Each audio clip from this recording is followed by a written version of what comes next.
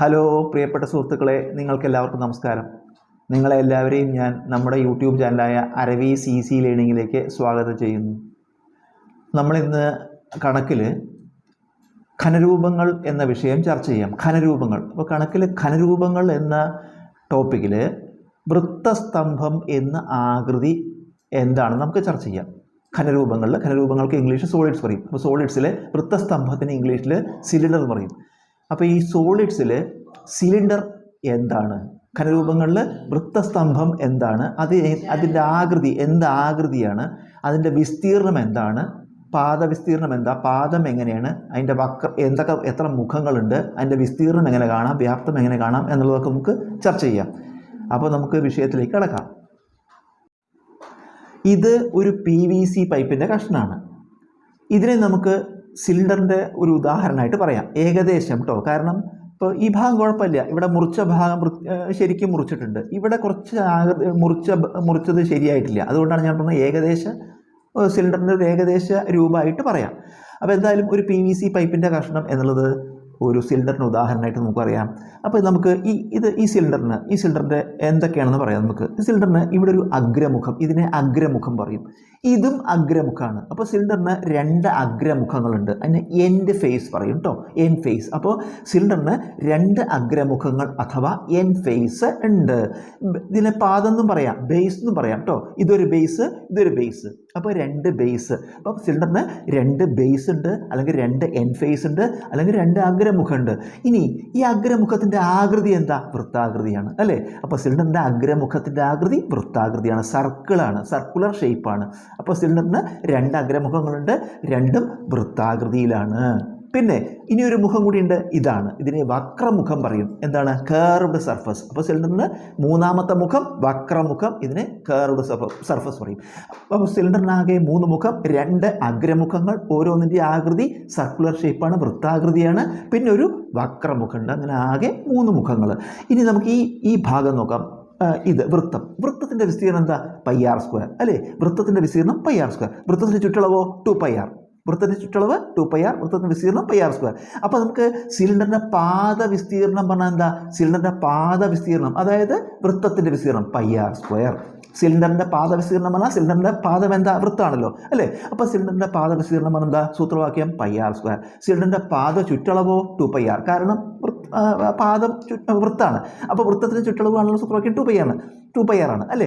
അപ്പോൾ സിലിണ്ടറിൻ്റെ പാദ വിസ്തീർണം സൂത്രവാക്യം πr², പാദ ചുറ്റളവ് 2πr അല്ലേ. അപ്പോൾ സിലിണ്ടറിൻ്റെ പാദ വിസ്തീർണം πr². എന്നാലോ രണ്ടെണ്ണം ഉണ്ട്.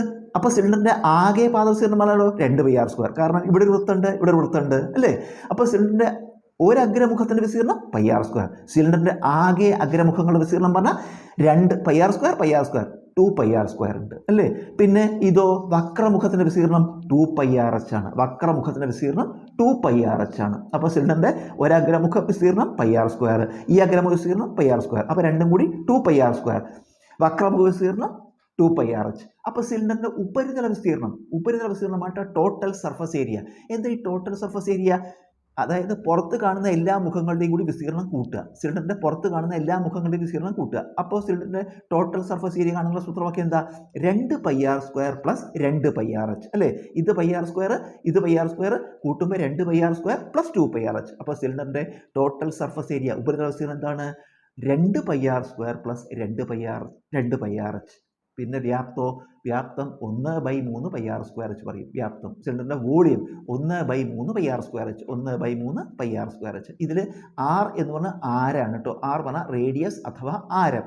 എന്താണ് ആരം? അതായത് ഈ വൃത്തം പറഞ്ഞല്ലോ അല്ലേ. വൃത്തത്തിൻ്റെ ആരം എന്താ? വൃത്തത്തിൻ്റെ കേന്ദ്ര ബിന്ദു മുതൽക്ക് വൃത്തത്തിൻ്റെ ഏതെങ്കിലും ഒരു ബിന്ദുവിലേക്കുള്ള അകലത്തിനെ നമ്മൾ റേഡിയസ് പറയുക അല്ലേ. വൃത്തത്തിൻ്റെ കേന്ദ്രം മുതൽക്ക് വൃത്തത്തിൻ്റെ ഏതെങ്കിലും ഒരു ബിന്ദുവിലേക്കുള്ള ദൂരത്തിന് റേഡിയസ് പറയുക. അപ്പോൾ r പറഞ്ഞാൽ എന്താണ്? ആരമാണ്. അതായത് ഈ കേന്ദ്രം മുതൽക്ക് ഒരറ്റം വരെയുള്ള ദൂരമാണ് ആരം. ആരം എന്താണ്? വ്യാസത്തിൻ്റെ പകുതിയാണ് കേട്ടോ. വ്യാസത്തിൻ്റെ പകുതി. r എന്ന് പറയുന്നത് ഡയമീറ്ററിൻ്റെ ഹാഫാണ് അല്ലേ. ഡയമീറ്റർ ബൈ 2 ആണ് റേഡിയസ്. അപ്പോൾ അത്രയും മനസ്സിലായി. പിന്നെ ചുറ്റളവ് ഞാൻ പറഞ്ഞു. എന്താ ചുറ്റളവ്? പാദ ചുറ്റളവ് 2πr ആണ് അല്ലേ, കാരണം വൃത്താകൃതിയാണ്. അപ്പോൾ സിലിണ്ടറിൻ്റെ പാദ ചുറ്റളവ് 2πr, പാദ വിസ്തീർണം πr², ആകെ പാദ വിസ്തീർണം 2πr², വക്രമുഖ വിസ്തീർണം 2πrh.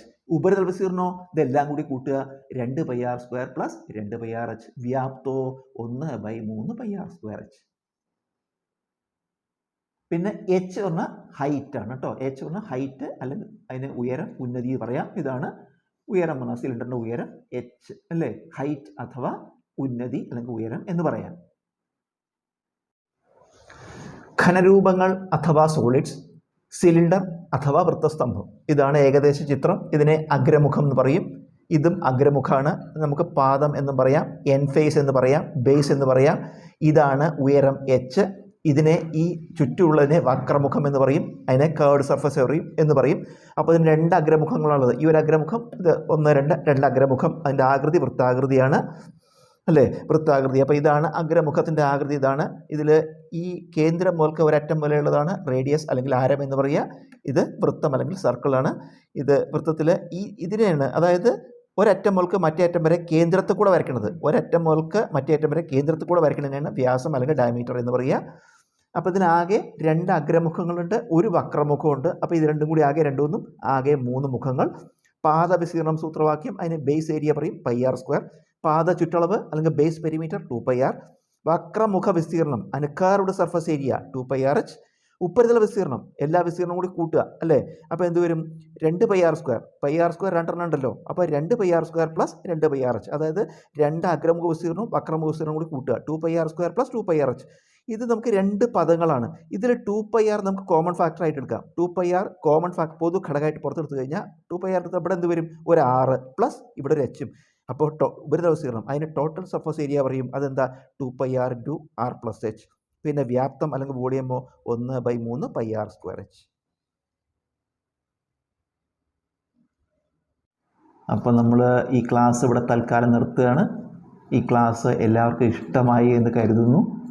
എന്താണ് സിലിണ്ടർ എന്നുള്ളതിനെക്കുറിച്ചൊരു ഏകദേശ രൂപം നിങ്ങൾക്ക് മനസ്സിലായിട്ടുണ്ട് എന്ന് കരുതുന്നു. അപ്പോൾ വീഡിയോ ഇഷ്ടമായെങ്കിൽ, ക്ലാസ് ഇഷ്ടമായെങ്കിൽ എല്ലാവരും വീഡിയോയിൽ കമൻറ്റ് ചെയ്യുക, ലൈക്ക് ചെയ്യുക, നിങ്ങളുടെ അഭിപ്രായങ്ങൾ എന്നെ അറിയിക്കുക. അപ്പോഴാണ് നമുക്ക് അടുത്ത ക്ലാസ് കുറച്ചും കൂടി മെച്ചപ്പെടുത്താൻ പറ്റുള്ളൂ. അപ്പോൾ നമുക്ക് അടുത്തൊരു സോളിഡ് ഘനരൂപമായിട്ട് നമുക്ക് അടുത്ത ക്ലാസ് കാണാം.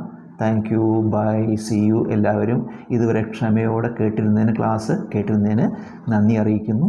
Thank U.